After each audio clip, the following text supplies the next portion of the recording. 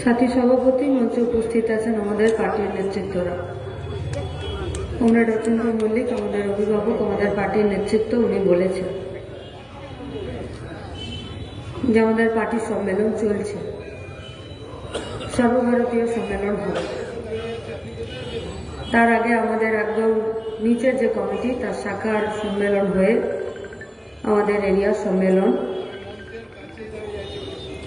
হয়েছে এবং আমাদের এরিয়া সম্মেলনকে সামনে রেখেই আমাদের এই আজকে সমাবেশ। আমাদের অভিভাবক, আমাদের পার্টির নেতা কমরেড অচিন্ত মল্লিক উনি এটাও বলেছেন যে আমরা সমাজতন্ত্রের পথে হাঁটছি এবং এটা যদি কেউ দাবি অনুযায়ী না দেয় তাহলে আমাদেরকে ছিনিয়ে নিয়ে আসতে হবে। समाजतंत्र माने की बस एक ही इसका नारा है कि कोई भूखा पेट नहीं सोएगा, कोई बेरोजगार नहीं रहेगा, किसी का जात ऊंचा हो, किसी का धर्म अलग हो, किसी का जेब गरम हो, तो उसके हिसाब से एक अंश आरेक अंशेर उपरे अन्याय अत्याचार करबे ना। के करबे এই ব্যবস্থাটা প্রতিষ্ঠা? আমরা করব। আমরা মানে সিপিআইএম পার্টি নেতৃত্ব দেবে? কারা করবে? শ্রমিক, কৃষক, মজদুর, খেটে খাওয়া মেহনতি মানুষ। কেন? যে গতর খাটায়, যে ঘাম ঝরায়, যে মাথায় মোট বয়ে, তার অধিকার আছে। আর সেই অধিকারকে যদি প্রতিষ্ঠিত করতে হয়, সেই অধিকারকে যদি ছিনিয়ে নিয়ে আসতে হয়, তাহলে নেতৃত্ব তাকেই দিতে হবে। তাকে নেতৃত্ব দিতে গেলে কি করতে হবে? তাকে নেতৃত্ব দিতে গেলে যে পরিবেশের দরকার সেই পরিবেশকে আমাদেরকে নিয়ে আসতে হবে। কি সেই পরিবেশ? গণতান্ত্রিক পরিবেশ। প্রকাশদা বলছিলেন কাটোয়ায় জমায়েত হলো, তৃণমূলের লোকজনরা এসে আমাদের জমায়েতকে ছিন্ন ভিন্ন করার চেষ্টা করছে। আচ্ছা, এটা কি শুধু তৃণমূলের চুনোপুটিদের কাজ? এই থ্রেড কালচার আজকে আমাদের ব্যানারে লেখা আছে 1 নম্বরে। এটা শুধু আজকে না, 2007-08 থেকে এই বর্ধমানের রায়না থেকে এরা শুরু করেছে ধমকানি, শাসানি। শুধু এখন না, দুনিয়া জুড়ে চিরকাল যাদের পকেট গরম থাকে, যাদের পেটে খাবার থাকে না, যাদের মাথার চুলে তেল থাকে না, যাদের পরনের কাপড় ছিন্ন ভিন্ন থাকে, এরা চিরকাল এদেরকে দমিয়ে আর দাবিয়ে রাখতে চায়। তার বিরুদ্ধেই তো লড়াই। এ লড়াই আজ চলছে, এখন বসে আছে ডাক্তারবাবু কোথায়? এ পশ্চিমবঙ্গের স্বাস্থ্য বিভাগের স্বাস্থ্য দপ্তরের কাছে। কেন বসে আছে? অভিজ্ঞদের নাম শুনেছেন? অভিজ্ঞদের আমাদের বর্ধমানে একেবারে যোগ্য ছেলে বলবেন না, অকাল কুষ্মাণ্ড ছেলে বলবেন, আমরা জানি না। এই অভিজ্ঞদেরকে 2024 সালের সেপ্টেম্বর মাসের 6 তারিখে মেডিকেল কাউন্সিল একে বিদায় দিয়ে দিল। বলল 9 আগস্ট যেদিনকে আজিগরের ভেতরে এই ঘটনা ঘটেছিল, তোমার যোগাযোগের সাথে রয়েছে। ফলত যতদিন না পর্যন্ত তোমার নামে সমস্ত এলিগেশন, দোষ, ত্রুটি এগুলো থেকে তুমি মুক্ত না হচ্ছ, তোমার নাম না যাচ্ছে, তোমাকে আমরা বাদ দিলাম। Memo number? হ্যাঁ, মেমো নাম্বার আছে। মেডিকেল কাউন্সিল রেজিস্ট্রার তিনি নিচে সই করে স্ট্যাম্প মেরে অফিস কপিতে 6/9/2024 লিখে 2200 কত মেমো নাম্বার লিখে দিল। আরজি করে চার্জশিট জমা পড়ার পর সিবিআই এর দ্বারা সাপ্লিমেন্টারি চার্জশিট জমা পড়ে গেল। যাকে বলি পাটা করেছেন সে কনভিক্টেড হয়ে গেল, তাকে শাস্তি দেওয়া হয়ে গেল, তার জেল বাস হয়ে গেল। যদিও শুধুমাত্র তাকে বলির পাটা করা হয়েছে, বাকি গোটা সিস্টেমটা, যে সিস্টেমটায় থ্রেড কালচার করে আরজি করের মেয়েটাকে ধর্ষণ আর খুন করে দিল, সেটা হয়ে 6 সেপ্টেম্বর জারি করা নোটিশের পর আজ অভিক দে ফিরে মেডিকেল কাউন্সিলের মিটিং করছে, ফিরে। আর 14 তারিখ রাত জুড়ে গোটা পশ্চিমবঙ্গের মায়েরা, মেয়েরা, দিদিরা বাচ্চা কোলে কাকে নিয়ে পর্যন্ত রাত জাগলো, বললো এই শোষণের, এই নিপীড়নের, এই অত্যাচারের বিরুদ্ধে আমরা দাঁড়িয়ে আছি। আর শাসককে সজাগ করলো, আর সেই শাসকই আজকে ফিরে অভিজ্ঞকে দিয়ে মেডিকেল কাউন্সিলের মিটিং করাচ্ছে। ফিরে সময় এসেছে। পশ্চিমবঙ্গের মানুষ আমরা রাত জাগবো, দিন জাগবো, ভোর জাগবো, বিকেল জাগবো আমরা জানি না, কিন্তু আমরা এটুকু জানি এই সমস্ত অন্যায় থেকে চোখ বন্ধ করা যাবে না। আর আমাদের সম্মেলন, আমাদের পার্টি, আমাদের সংগঠন আমাদের সেই কাজই বলছে, আমাদের সেই কথাই বলছে। কতটা বিপদ ভাবছেন? রাত ভোর একটি মেয়ের উপরে অত্যাচার হলো, সকালবেলা যারা হয়ে হসপিটালে চলে গেল, ইন্দিরা মুখার্জি দেখাচ্ছে যে দেখো এরা সেখানে উপস্থিত ছিল, এরা কেন ছিল, সে তার ব্যাখ্যা দিচ্ছে, ব্যাখ্যা। कुछ सबूतों के पैदान पर चढ़कर কিছু নকশা ওরা তৈরি করে দিয়েছে, সিবিআই তার মধ্যে ঘোরাঘুরি করছে। গেছিলাম আমরা আমাদের পার্টির পক্ষ থেকে সিবিআই কে ডেপুটেশন দিতে, বললাম আমরা তো চার্জশিট জমা করে দিয়েছি। আমরা গেছিলাম, আমাদের সাথে আইনজীবীও গেছিলেন। আমাদের পার্টির নেতৃত্বরা সেখানে বললেন যে আপনারা যা চার্জশিট তৈরি করেছেন, সেই চার্জশিটকে যদি একটা বাচ্চাকে, কোন একটা উকিলকে ধরিয়ে দেয়, সে ওই চার্জশিটের লুপহোলগুলোকে, তার যে মিসিং লিঙ্কগুলো আছে সেগুলোকে বার করে দেবে। আর আপনারা সিবিআই ইনভেস্টিগেটর, আপনারা পারছেন না। বললো আমরা সাপ্লিমেন্টারি চার্জশিট দেব। কি হবে? কেন? কিসের জন্য? আরজি করের ঘটনা শুধুমাত্র একটি বলাৎকারের ঘটনা নয়। আরজি করের ঘটনা শুধুমাত্র একটি খুনের ঘটনা নয়। সরকার নিজের শোষণ, উৎপীড়ন, অত্যাচার, থ্রেট কালচারকে বাঁচিয়ে রাখার জন্য একটি মেয়েকে প্রাতিষ্ঠানিকভাবে খুন করেছে, খুন করার আগে তার বলাৎকার করেছে। এইটাই হচ্ছে গোটা পশ্চিমবঙ্গের কথা। আর সেই কথার বিপক্ষে যারা উকিল দাঁড় করিয়ে দিচ্ছে, তাদের বিরুদ্ধে কথা বলবে না কাটোয়া? তাদের বিরুদ্ধে দাঁড়াবে না কাটোয়ার টোটোওয়ালারা?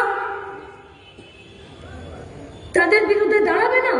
কাটোয়া স্টেশনে যারা কাপড় বিক্রি করছে, স্টেশন থেকে বাইরে বেরিয়ে যিনি জিলিপি তৈরি করছেন, যিনি রিক্সা চালাচ্ছেন, যিনি গার্বেজ তুলছেন, যারা হকারের কাজ করছেন, যারা হোটেলে, রেস্টুরেন্ট থেকে শুরু করে সরকারি অফিসে কন্ট্রাকচুয়ালের কাজ করছেন, বা আমাদের মায়ের দিদিরা যারা অন্য জায়গায় কাজ করতে যাচ্ছে, রাজমিস্ত্রির সাথে জোগাড়ের কাজ করে দিচ্ছে, বা অন্যের বাড়িতে পরিচারিকার কাজ করতে যাচ্ছে, আমরা বলবো না? এটা তো শোষণের কথা, এটা তো নির্যাতনের কথা, এটা তো উৎপীড়নের কথা। কখন একটি সরকারি ডাক্তারকে রেপ করে দিয়ে খুন করে দিতে হয়? কখন? অত্যাচারের সীমানা যখন চরমে পৌঁছে যায় তখন। এর আগে কেউ ফেল করে মাস্টার দিদিমণি হয়নি পশ্চিমবঙ্গে 13টা বছর ধরে? এর আগে বিনা পরীক্ষায় কেউ পাস করে যায়নি? এটা প্রশান্ত বর্মন বলে পিএসসি দপ্তরে ওই কালচিনি ব্লকের ভিডিও, সেও তো ফেল করা আর বিনা পরীক্ষা দিয়ে সে ভিডিও চলে গেছে। বা শুধু ভিডিও হয়ে গিয়ে তৃণমূলে তদারকি করছে, শুধু এইটা না। ওখানে একটা রাজা ভাত খাওয়া বলে পঞ্চায়েত আছে, সেই পঞ্চায়েতে একটা মেয়ে, সে লাল ঝান্ডার হয়ে নমিনেশন করেছিল। বিডিও সে নির্বাচনের সঙ্গে যুক্ত, সেই প্রক্রিয়ার সাথে পঞ্চায়েতে যে বুথে ভোট হচ্ছে সেই বুথে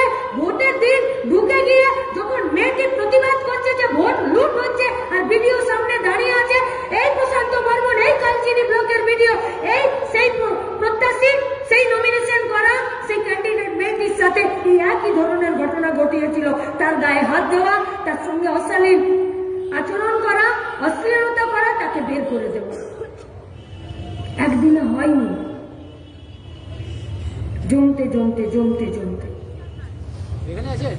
কেন হলো গোটা পশ্চিমবঙ্গটার এরকম অবস্থা? এই তৃণমূলের সঙ্গে বিজেপি লড়বে? যে বিজেপি आरजी করে 5, 6, 7 दिन, 10 दिन, 15 दिনের মাথায় मोहन भगवत आते हैं और कोलकाता में बोलकर चल जाते हैं कि ममता बनर्जी आरजी कर को लेकर जो भी स्टेप लेगा वही स्टेप को हम लोग मान्यता देंगे। चुप होएगा, साफ सुन लिया बीजेपी দলটাকে। এই অত্যাচার একদিনে একজন আরেকজনের সাথে মিলে গিয়ে চুপ করে যাওয়া একদিনে? অনুব্রত এমনি এমনি জামিন পেয়ে যায়? জ্যোতিপ্রিয়র নামে যে চার্জশিট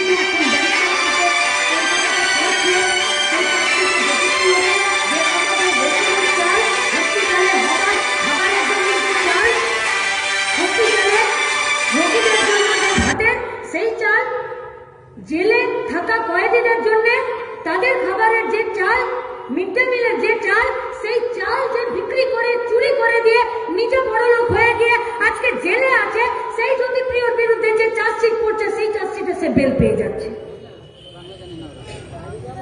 লোকে কানাঘুষো করছে, বলছে অনুব্রত বেরিয়ে গেল, জ্যোতিপ্রিয় বেরিয়ে গেল, পার্থটার কি দোষ? ওকেও বের করে দেবে, ও বেরিয়ে যাবে। গরু চুরি হয়ে গেল, বালি চুরি হয়ে গেল, চাকরি বিক্রি হয়ে গেল, মেয়েদেরকে পাচার করে দিচ্ছে, একটা কেউ জেলে থাকছে না। কি বলবেন? হাল ছেড়ে দেবেন? হতাশা যে কিছু তো হচ্ছে না। কে বলেছে যে বিচার ব্যবস্থা তাকে শাস্তি দিলে শুধু সেই শাস্তিই হবে, না দিলে হবে না? শুধুমাত্র ওরা শাস্তি পাচ্ছে না, ত্রিপুরা থেকে গোটা পশ্চিম বর্ধমান পর্যন্ত, আমাদের বর্ধমান পর্যন্ত নেশাতে ঝুমছে আমাদের বাচ্চাগুলো। গাঁজা, হেরোইন, চরস, পাতা, ডেনড্রাইট, সিরাপের ওষুধ, ফেসবুকে রিলস থেকে বেরোচ্ছে, গ্যাসের সিলিন্ডারের পিছনে পাত্তিটা কেটে দিয়ে আর নিষিদ্ধ সিরাপগুলো বেরোচ্ছে যেগুলো পাচার হচ্ছে। শুধু পাচার হচ্ছে, আশেপাশে গোটা পশ্চিমবঙ্গে, গোটা বর্ধমানে কোন জায়গায় গেল? এই শাস্তি শুধু অনুব্রত, পার্থ, জ্যোতিপ্রিয় এরা জেলে চলে গেলে হবে? থ্রেট তখন মাথা চাড়া দিয়ে ওঠে যখন থ্রেটের কাছে মাথা নত করে দেবার লোকের সংখ্যা বেড়ে যায়। থ্রেট তখন মাথা তুলে দাঁড়াতে পারে না যখন থ্রেটের কাছে মাথা নত করে দেবার সংখ্যা কমে যায়। সিপিআইএম পার্টি লাল ঝান্ডা শুধু এইটুকুই বলছে, কোন থ্রেটের কাছে মাথা নত করবেন না, নইলে আমাদের পরিবার, আমাদের গ্রাম, আমাদের শহর, আমাদের রাজ্যকে আমরা দুদিন পর আর বাঁচাতে পারবো না। लोकसभा चुनाव से पहले भी हम लोग यही बात बोले थे कि जीतना है हम लोगों को, भाजपा को हराकर, तृणमूल को हराकर जीतना है, लेकिन पहले जीतना है गरीब मेहनतकश मजदूर वर्ग का, आदमियों का भरोसा। জিতেছি আমরা গোটা দেশ জুড়ে। মানুষ বিজেপি 400 হেকড়িকে 200-তে নামিয়ে দিয়েছে। যাদের এত সংখ্যা গরিষ্ঠতার অহংকার ছিল, আজকেও তাদেরকে ইন্ডিয়ার হাত ধরতে হয়েছে, এনডিএর হাত ধরতে হয়েছে, তবে গিয়ে সরকার তৈরি করেছে। কিন্তু গাড়ি কি আটকে গেছে? না, গাড়ি আটকায়নি গাড়ি। এই গাড়িটাকে আটকে দিতে হবে, নইলে বাচ্চার লেখাপড়া, নইলে আমার স্বাস্থ্য, আপনার পেটের ভাত, মাথায় ছাদ, এ কিচ্ছু থাকবে না। গাজর ঝুলাচ্ছে না বিজেপি সরকার। 2014 में बीजेपी सरकार ने आसे और उसके बाद बोला गया कि हाउस फॉर ऑल होगा। 2016 साल में बोला कि हाँ चलो सबको घर मिलेगा। 16 সালের জমা নেওয়া ফর্মের ভিত্তিতে যে আবাস যোজনার ঘর তার সার্ভে হচ্ছে 2024 সালে, 8 বছর পর। একই গাজরে 8 বছর পার করে দিল, একই গাজরে। পশ্চিমবঙ্গে 10 কোটি জনসংখ্যা, যদি 4 জন করে ধরি তাহলেও 2.5 কোটি। 2.5 কোটির মধ্যে যদি ধরেই নি যে 50 লক্ষের নিজস্ব বাড়ি ঘর আছে, 1 কোটিকে বাড়ি দিতে হবে না, 1 কোটিকে বাড়ি দেবো, আর 1 কোটির মধ্যে শুধু 50 লক্ষকে বাড়ি দেবো, বাকি 50 লক্ষকে দেবো না। পশ্চিমবঙ্গের ভাড়ারে কত বাড়ি বরাদ্দ, কত? बस सिर्फ हेकड़ी से काम होता है। আর তৃণমূল দেখেছেন কালকে মুর্শিদাবাদের জঙ্গিপুরের একজন মানুষ, সে তৃণমূলের ঘুষখোর নেতাকে নিজের বাড়িটা যাতে ওই ভিড়ের মধ্যে আমার হয়ে যায়, নিরুপায় হয়ে ঘুষ খাওয়ার কাউন্টার খুলে রেখেছে বলে তাকে ঘুষ দিয়েছিল যাতে আমার বাড়িটা হয়ে যায়। কারণ তার নিজের যোগ্যতা দক্ষতা তৈরি করতে পারছে না এই পরিবেশে নিজের জন্য একটা বাড়ি বানানোর জন্য। সে যখন তার বাড়ির আবাস যোজনার ঘরের তালিকায় নিজের নামটা পেল না, বলল আমার পয়সা ফেরত দে বাবু। বললো পয়সা? ওকে এমন মারলো, এনআরএস থেকে তার ডেড বডিটা বেরোলো, লাশ কাটা ঘর থেকে। ডিওয়াইফাই ছেলেরা মুর্শিদাবাদ তার বডিটা পাঠিয়ে দিচ্ছে। থ্রেড কালচার নয়?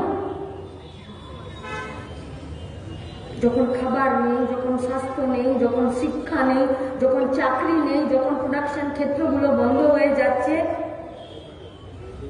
তখন এরা আমাদের খাবারের টাকা কেড়ে নিচ্ছে বাজেটে, তখন এরা আমাদের স্বাস্থ্যের টাকা কেটে দিচ্ছে, তখন এরা আমাদের শিক্ষার টাকা কেটে নিচ্ছে, তখন এরা সরকারি স্কুল, সরকারি রিসার্চ, সরকারি হোস্টেল, সরকারি আবাসন, সরকারি বিশ্ববিদ্যালয়, এই সব জায়গাগুলোকে বন্ধ করছে। কি নীতি? আমরা কি চাইছি? আমরা লাল ঝান্ডা? আমরা কি চাইছি?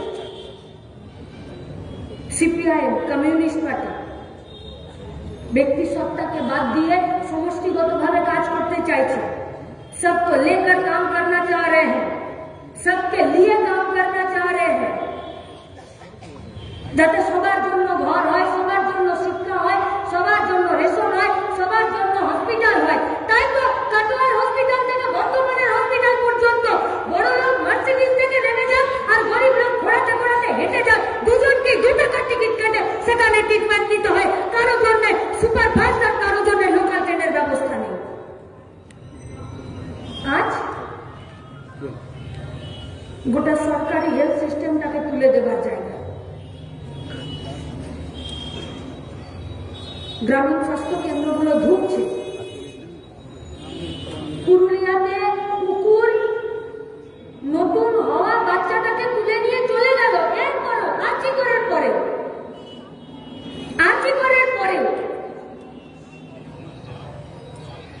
বর্ধমান থেকে গাদা গাদা পেশেন্ট বাঁকুড়া যায়, বাঁকুড়াতে বেড নেই, সিঁড়িতে মাটিতে সেখানে বসে আছে। অথচ দেখুন সবার বাড়িতে একটা করে স্বাস্থ্য সাথীর কার্ড। কেন? কারণ মানুষের মনের মধ্যে এই ভাবনা, এই সিদ্ধান্ত, এই ধারণাকে বদ্ধমূল করে দিল, একদম বুকের মধ্যে ঢুকিয়ে দিল যে সরকারি স্বাস্থ্য ব্যবস্থা মানে এখানে ভালো ট্রিটমেন্ট পাওয়া যায় না। তার জন্য তোমাকে আমি একটা কার্ড দিলাম, যে কার্ডটার নাম হচ্ছে স্বাস্থ্য সাথী। এই কার্ডটাতে তোমাকে 5 লাখ ভরে দিলাম, তুমি সরকারি হসপিটালে পাবে না, তুমি চলে যাও প্রাইভেট সংস্থা। তার মানে সরকার সরকারি স্বাস্থ্য ব্যবস্থাকে নিজে আর ডেভেলপ করাতে চাইছে না। তাই তো সন্দীপ ঘোষরা তুলো, গজ, সিরিঞ্জ, ওষুধ সব বেচে দেয়, সব বেচে দেয়। আপনি ভাবতে পারছেন যে মর্গে থাকা একটা ডেড বডির সাথে সহবাস করেছে সেই সন্দীপ ঘোষ, তাদের ভিডিও বাইরে বিক্রি করে দিয়েছে। সেই সন্দীপ ঘোষকে যখন আর্চিকরের ভেতরে জুনিয়র ডাক্তাররা আর আর্চিকরের বাইরে যখন পশ্চিমবঙ্গের ভারতের ছাত্র ফেডারেশন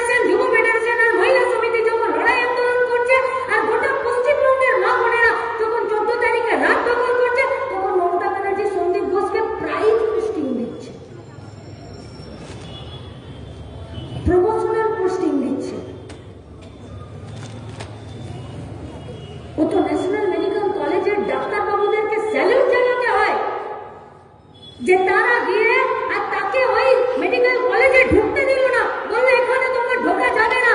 আমরা আপনাদেরকে সত্যিকারের স্যালুট করছি। আজকেও এই জুনিয়র ডাক্তারদের, এই ডাক্তারদের জয়েন্ট প্ল্যাটফর্ম থেকে আজকেও তারা মেডিকেল কাউন্সিলের বাইরে দাঁড়িয়ে আছে। তো অভিক থেকে আপনারা যখন বাদ দিয়ে দিয়েছেন, তাহলে সে কেন আজকে মেডিকেল কাউন্সিলের মিটিং ডেকেছে? তারা আজকেও লড়াই করছে। আমরা এদের লড়াইকে স্যালুট জানাচ্ছি যে দীর্ঘদিন ধরে লাল ঝান্ডার পার্টি, বামপন্থীরা গরিব খেটে খাওয়া মেহনতি মানুষকে নিয়ে এই চোরেদের বিরুদ্ধে যা কথা বলেছে, আজকে ডাক্তারবাবুদের লড়াই আমাদের লড়াইকে অথেন্টিকেশন দিচ্ছে। বলছে হ্যাঁ এরা চোর, হ্যাঁ এরা অন্যায়কারী, হ্যাঁ এরা অত্যাচারী, তাই এদের বিরুদ্ধে লড়াইটা আজকে সর্বাত্মক, সার্বিক এবং সবাইকে নিয়ে হচ্ছে। প্রশ্ন মনে জাগে না যে কেন ওষুধগুলো বিক্রি করে দিচ্ছে? কেন আমরা বেডগুলো পাচ্ছি না?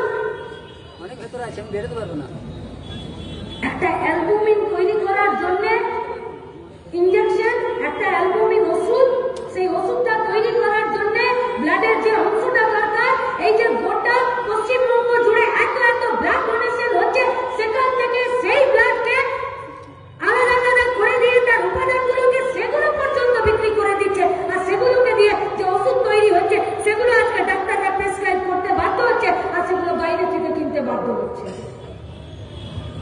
দুর্নীতি এটুকু নয়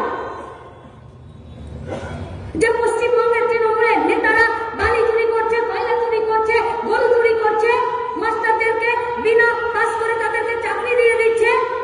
শুধু এটুকু দুর্নীতি নয়, আজকে দুর্নীতি মজ্জাতে ঢুকিয়ে দিয়েছে। আর মেডিকেলের দুর্নীতি কখনো একটি রাজ্যে একা করা যায় না। মেডিকেলের দুর্নীতি যখন গোটা দেশের মেডিকেল ব্যবস্থার দুর্নীতি এক জায়গায় থাকে এবং তাদের মাথাটা যখন এক জায়গায় বাঁধা থাকে, তখন এই দুর্নীতি, তখন এই দেহের অঙ্গ প্রত্যঙ্গ এগুলো বিক্রি হয়। আর তার প্রভাব আপনি সবাই লক্ষ্মীর ভান্ডার পাবেন না, গরিব মানুষের বাড়িতে সবার পায়খানা তৈরি হবে না, সবাই অন্নদান অন্তর্দয় যোজনা রেশন কার্ড পাবে না, সবাই আবাস যোজনার ঘরে টাকা পাবে না, সবাই বার্ধক্য ভাতা, বিধবা ভাতা পাবে না, সবাই স্কুলে ভর্তি হতে পারবে না, সবাই বেস্ট ট্রিটমেন্ট পাবে না। কোথায় পাবে? পাবে কোথায়? কোথায় পাবে? আজ 13টা বছর ধরে কুড়ে কুড়ে কুড়ে কুড়ে গোটা পশ্চিমবঙ্গকে খেয়েছে।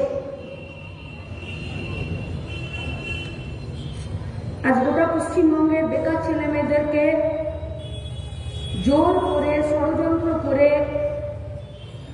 আজকে আমাদেরকে দুর্নীতিতে মাথা গলাতে বাধ্য করেছে। যে দুর্নীতির সাথে থাকবে, যে সিন্ডিকেটের সাথে থাকবে, সে বেঁচে থাকবে, আর যে থাকবে না তার বেঁচে থাকার দায় থাকবে না। এই তো কাটোয়ার মধ্যেই মঙ্গলকোটে আজ থেকে 4 বছর আগে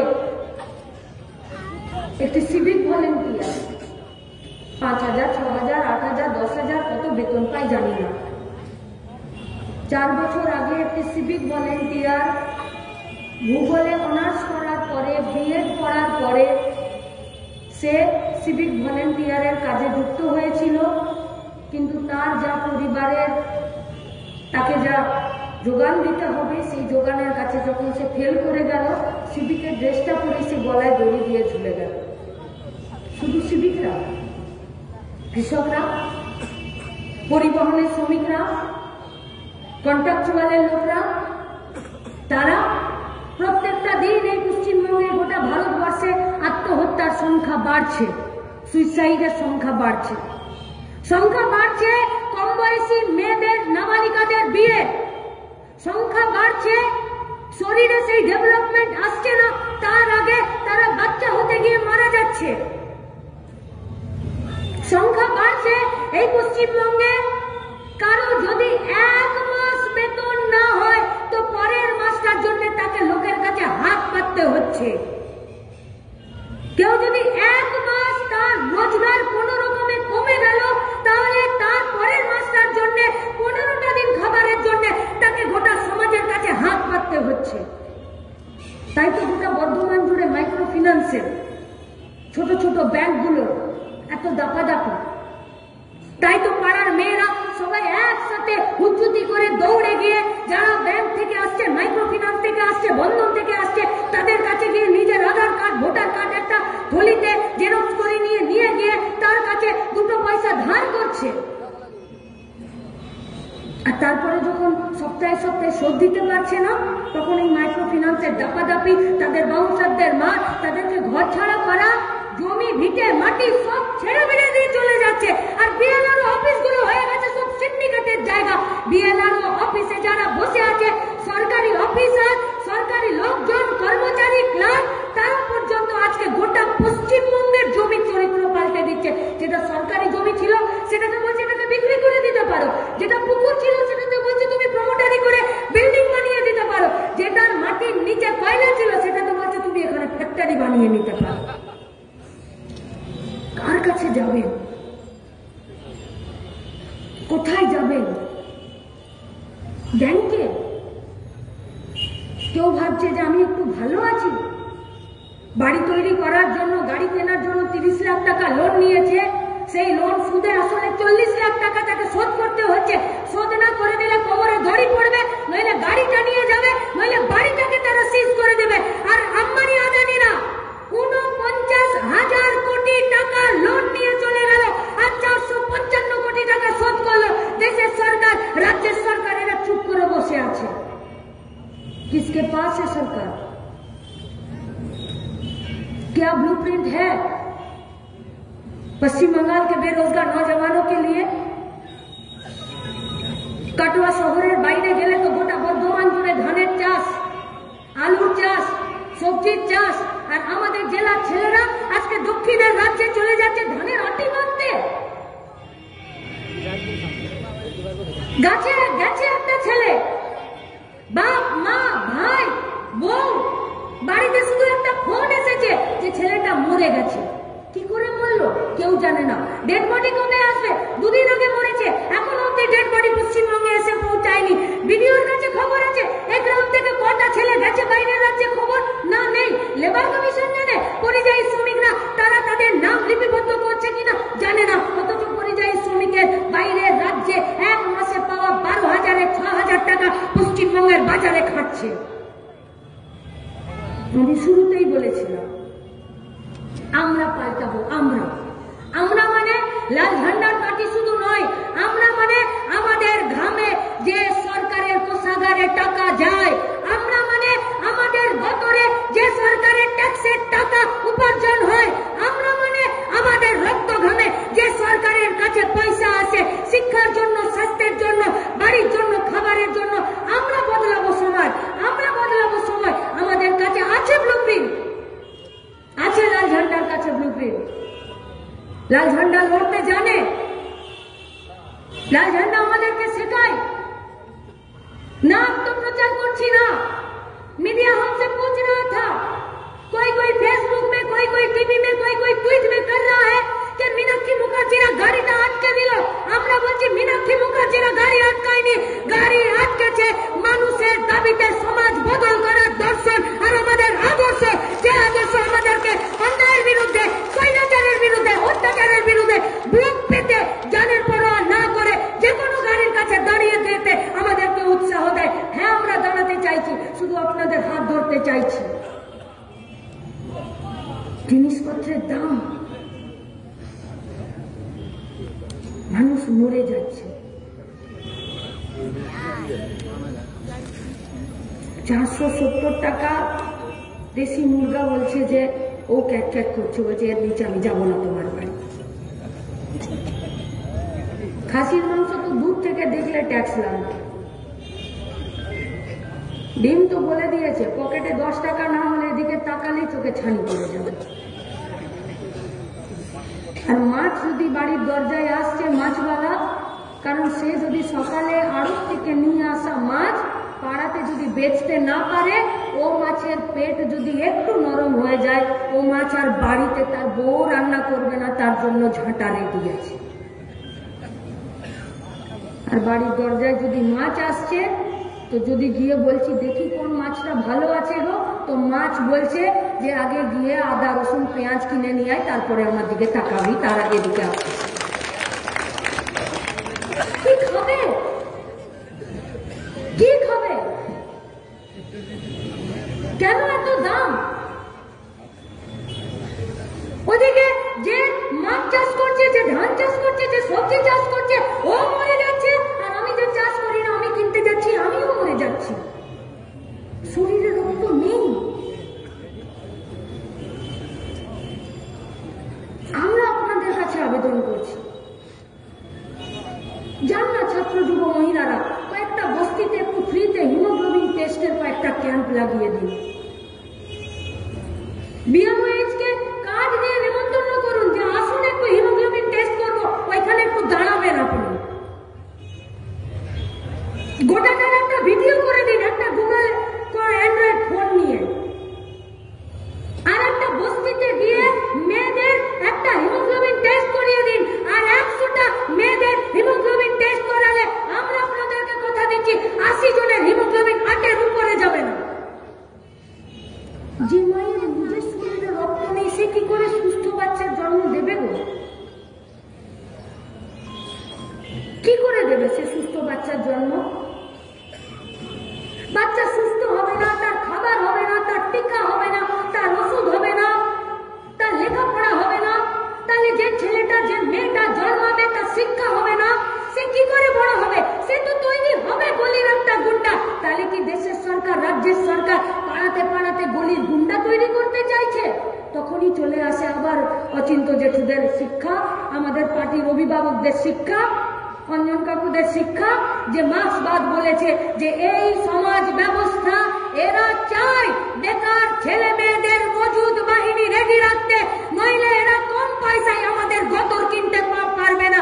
তাই এরা চায় যাতে এদের চাকরি না হয়, এরা যাতে মাথা তুলতে না পারে, এদের মাথা ব্রেন যাতে শার্প না হয়, এরা যাতে মাথা নামিয়ে বাঁচতে পারে। ওদের দোষ নেই যারা দামোদর থেকে বালি পাচার করে দিচ্ছে, ওদের দোষ নেই যারা বর্ধমান শহরে বিগ বাজারের সামনে দাঁড়িয়ে উল্টো দিকের অফিস থেকে বোমা চার্জ করে দিত, ওদের দোষ নেই যারা আজকে গোটা বর্ধমানের যে সমস্ত ধানের চাষিরা আছে তাদের ধানটাকে 1800 টাকায় কিনে নিয়ে আর সরকারকে 2300 টাকায় বিক্রি করে দিচ্ছে। কারণ যে গ্রামের চাষি আছে সে ওই কৃষক মান্ডিতে গিয়ে সরকারের কাছে 2300 টাকা রেটে বিক্রি করতে পারছে না, মাঝখানের 500 টাকাটা ফোড়ে দালাল হয়ে তারা কিনে নিচ্ছে। এদের দোষ নেই। আজকে এদেরকে যদি দেশের সরকার, রাজ্যের সরকার মাথা উঁচু করে সৎ পথে যদি একটা কাজের জায়গা দিতে পারত, কেউ দালাল হতো না, কেউ বালি পাচার করতো না, কেউ গরু পাচার করতো না, আর কেউ দামোদর থেকে বালি নিয়ে অন্য জায়গায় লোডিং আনলোডিং করে দিত না। আজকে গোটা সিস্টেমটাকে তৈরি করে দিচ্ছে, ভাই হাত পেতে বাঁচো নইলে মরে যাও। আমরা চাইছি, আমরা আছে আমাদের কাছে ব্লুপ্রিন্ট, সিপিআইএম এর কাছে আজকের ডেটে আছে ব্লুপ্রিন্ট। গোটা পশ্চিমবঙ্গে 10 কোটির পশ্চিমবঙ্গে যারা 40 বছরের নিচে, যাদের 60%, সেই 60%-এর মধ্যে যদি গোটাটাকে ধরে নিয়ে 50% হয়, তাহলে সার্ভিস সেক্টর বাদে প্রোডাকশন ক্ষেত্রে চাকরি দেবার মুরত, চাকরি দেবার দক্ষতা, চাকরি দেবার যোগ্যতা, চাকরি দেবার ব্লুপ্রিন্ট আছে সিপিআইএম এর কাছে। তার জন্য বুদ্ধদেব ভট্টাচার্যরা একটা স্বপ্নের বাস্তবায়ন, একটা স্বপ্নের পরিসর তৈরি করেছিল। সেদিনকে সত্য হয়নি, কিন্তু কালকে সত্যি হবে না, এই কথা কেউ বলতে পারে না। लेकिन एक सोच का जरूरत है, एक नजरिया का जरूरत है, একটা হিম্মতের দরকার আছে, একটা লড়াইয়ের দরকার আছে। এই পশ্চিমবঙ্গে তো হয়েছিল কাজের বিনিময়ে খাদ্য, খাদ্যের বিনিময়ে কাজ, তারপর তো গেছিল আস্তে আস্তে, তারপর তো ইউপিএতে 100 দিনের কাজের রোজগার যোজনা, তার গ্যারেন্টি করা, তার বেতন ঠিক করা। আর সে যদি কাজ না পায় তাহলে সে কোনো আইনগত ব্যবস্থা নিতে পারে, তার একটা কনভেনশন রীতিনীতি তৈরি করা। এমনি তো তৈরি হয়ে যায় না। আছে আমাদের কাছে ব্লুপ্রিন্ট, পারবো আমরা। এই পশ্চিমবঙ্গে প্রতি বছর 12.5 লক্ষ শুধুমাত্র সাইকেলের ডিমান্ড আছে। আছে পশ্চিমবঙ্গের সাইকেল তৈরি করার কারখানা, আর একটা সাইকেল কখনো একটা কারখানা তৈরি করে না। একটা সাইকেলের তার বিভিন্ন পার্টস বিভিন্ন কারখানা তৈরি করে। ডিমান্ড আছে, সাপ্লাই দেওয়ার জায়গা আছে, আর সাইকেল তৈরি করার জন্য বেকার ছেলেপুলেরা হাত ফিটনেস করে বসে আছে। তাদেরকে লেখাপড়া শেখাও, তাদেরকে কারিগরি ভাবে কাজ শেখাও, তারপরে তাদেরকে সাইকেল কারখানা বা চাকরি দাও। দেখো তারা পাচ্ছে কিনা। কিন্তু না, সরকারের তো সে কাজ করার নেই। তাই কারিগরি দপ্তরে 132টা সিট বলে দিল আর পিএসসি থেকে রিক্রুটমেন্ট হবে না। বললো কে রিক্রুটমেন্ট করবে? বললো বেসরকারি। আরে সরকারের মনে নেই একটা চাকরিতে নিয়োগ করার, দুর্নীতি মুক্ত করে, আর তুমি একটা বেসরকারি ক্ষেত্রে দিয়ে দিচ্ছ। ছাত্র যুবরা বর্ধমানের গেছে ডিএম অফিসে, বলেছে এই নোটিশ অবিলম্বে প্রত্যাহার করতে হবে। কোন বেসরকারি জায়গা থেকে এই রিক্রুটমেন্টের প্রসেস হবে না। মতলব वही हुआ। পশ্চিমবঙ্গের সরকার কারিগরি দপ্তরে 132 জনকে চাকরি দেবে, কিন্তু সে নিজে পরীক্ষা নেবে না, নিজে তার ক্রাইটেরিয়া সেট করবে না। সেট কে করে দেবে? পরীক্ষা কে নেবে? বাছাই কে করে দেবে? একটা প্রাইভেট সংস্থা। তাহলে প্রাইভেট সংস্থার কাছে সরকারকেই ঘুষ দিয়ে চাকরি পাওয়া যায়। প্রাইভেট সংস্থাকে যদি আমি 10-20 লাখ টাকা দিয়ে দিই, তাহলে আমি অযোগ্য থাকলে আমার চাকরি হয়ে যাবে। পড়াশোনার প্রতি বাচ্চাদের আর আগ্রহ থাকবে? যা পশ্চিমবঙ্গে তৃণমূল কংগ্রেসের সরকার করছে, তাই ভারতবর্ষের বিজেপি সরকার করছে। আমরা তো এই জেলারই। এদিকে যদি ধান আছে, তাহলে তো ওদিকে কয়লা আছে। इतना दिन जो कोल माइन था, इतना दिन भारतवर्ष का जो কয়লার মন্ত্রক ছিল, তারা এতদিন বলছিল নিজেরাই কয়লা উত্তোলন করতো, নিজেরাই বিক্রি করতো। আর আজকে ভারতবর্ষের কোল ইন্ডিয়া বলছে যে আমি কয়লা তুলবো না, অন্যদেরকে কয়লা তোলার এজেন্সি দিয়ে দিত। তখনই ওপেন কাস্ট মাইন্সে আমাদের বর্তমানের ছেলেপুলেরা কয়লার নিচে কয়লা কাটতে গিয়ে চাপা পড়ে মরে যেত, কারণ সেগুলো 2 নম্বরই করে কয়লা তুলতো। নিচে জেসিবি নামিয়ে, নিচে ট্রাক নামিয়ে, নিচে মেয়েদেরকে নামিয়ে, যার কোনো প্রভিশন, যার কোনো আইন নেই। আর আজ আরো এক ধাপ এগিয়ে ভারতবর্ষের কয়লা মন্ত্রক বলছে যে কয়লা আমি তুলবো না, কয়লা আমি বেচবো না, তুমি তোলো, তুমি বেচো। প্রাইভেটকে বলছে, আর তোমার যাটুকু লাভ হবে তার মধ্যে আমাকে 58% লাভের কিছু পয়সা দিয়ে দিও। সম্পত্তি আমার। গাদা গাদা বেকার ছেলে মেয়ে, তাদের কাজের জায়গা হবে না। পশ্চিমবঙ্গের সরকার পিএসসিতে কারিগরি দপ্তরে বেসরকারিকে দিয়ে করাবে, আর ওরা সব থেকে বেশি যে চাকরি হয় রেলে হয়, কোলে হয়, সেগুলো তো বেসরকারকে দিয়ে দিচ্ছে। কোথায় যাব বলতে পারেন? যাওয়ার রাস্তা একটাই, সেটা হলো গোটা পশ্চিমবঙ্গের গ্রামের আল থেকে শহরের রাজপথের ওদিকে মাটির লাল মোরামের রাস্তা থেকে এদিকে কালো পিচের রাস্তা। কাকে সাথে নিয়ে যাব? যে লড়তে জানে। কাকে সাথে নিয়ে যাব? যে খেতে খেতে চায়। কাকে সাথে নিয়ে যাব? যে সাহসী। কোথায় পাবো তাকে? সে বুথে আছে। কোথায় পাবো তাকে? সে পাড়ার থেকে আছে। কোথায় পাবো তাকে? সে পাড়ার মাচাতে বসে আছে। কোথায় পাবো তাকে? খেলার মাঠে। কোথায় পাবো তাকে? সবজি বাজারে। কোথায় পাবো তাকে? রেলের হকারদের কাছে। কোথায় পাবো তাকে? বস্তিতে যেতে আমাদেরকেই হবে। পাবো তাদেরকে। এই সাহসী, পিছুটা না রাখা, লড়তে পারা, যারা সাহস করতে পারে, যারা ভয় পায় না, যারা রাস্তার দখল নিতে জানে। যেমন করে 14 তারিখ রাতে সবাই মিলে রাস্তার দখল নিয়েছিল, সেরকমই রাস্তার দখল নিতে আজকে পাড়ার মাচা থেকে শুরু করে ট্রেনের স্টেশন থেকে বস্তি পর্যন্ত আমাদেরকে বুথে বুথে ছুটতে হবে। আর এই সমস্ত সাহসী, লড়াকু, গতর খাটানো, ঘাম ঝরানো মানুষগুলোকে আমাদেরকে জোগাড় করে রাস্তার দখল নিতে হবে।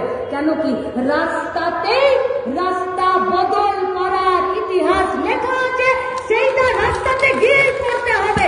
এটা কোনো মাঠে, কোনো সমাবেশের মঞ্চে, কোনো অফিসে আমাদের কাছে নেই। তাহলে যেটা রাস্তাতে আছে সেটা রাস্তাতে গিয়ে খোঁজার, আপনাদের সবাইকে এই খোঁজার আহ্বানে সামিল হবার আহ্বান জানিয়ে আমি আমার কথা শেষ করছি। ইনকালাব জিন্দাবাদ, লাল ঝান্ডা জিন্দাবাদ। সমাবেশে উপস্থিত